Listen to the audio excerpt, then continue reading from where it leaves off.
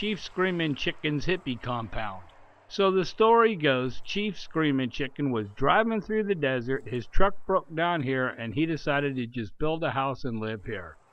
Some hippies came by and asked him what he was doing, and he told the hippies, you guys could stay here for free as long as you help me build my house.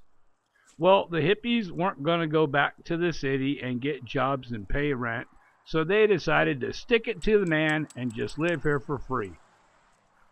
They all wandered through the desert collecting sticks and stones and mud and whatever they could find, and with the help of the drugs that the hippies smuggled into the compound, this is what they came up with. When the chief saw what he had created, he knew the spirits would be proud. So he put this big handle on top of the house in case the spirit spaceship came down and would have something to hook onto and haul them all the way to the spirit planet where no one has to get a job or pay taxes. There's no police to arrest you and put you in jail for possession of illegal drugs. They could all just sit around having drug-fueled hippie orgies, and no one has to take a bath. Luckily, Chief Screamin' Chicken had enough insight to realize that he needed to put his compound next to the highway because stores were so far away. They all learned how to survive by eating dead coyotes they found along the highway that got ran over by trucks. And this is a statue of Chief Screamin' Chicken on the warpath, all pissed off because the hippies ate all the coyotes and didn't leave none for him.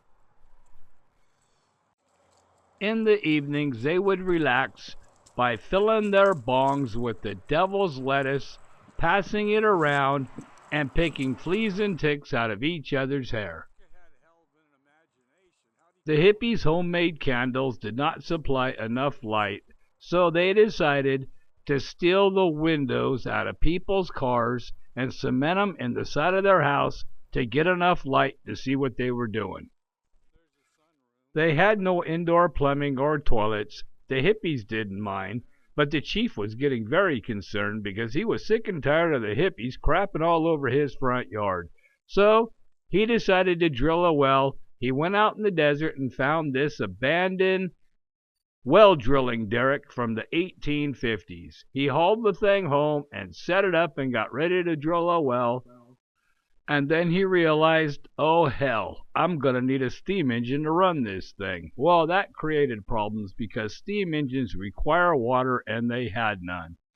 So the chief decided next time it rains, he would send the hippies out in the desert with buckets to collect rainwater to run the steam engine.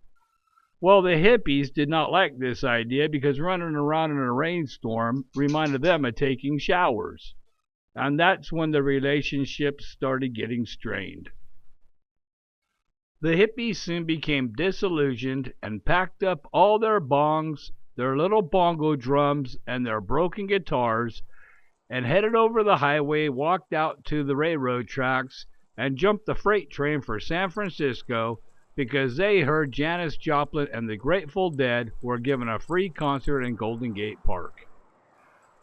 Not much longer after that, Mrs. Screamin' Chicken finally had enough, and she packed up the Screamin' Chicken children, took off down the road, and moved in with her Aunt Flo in St. Louis.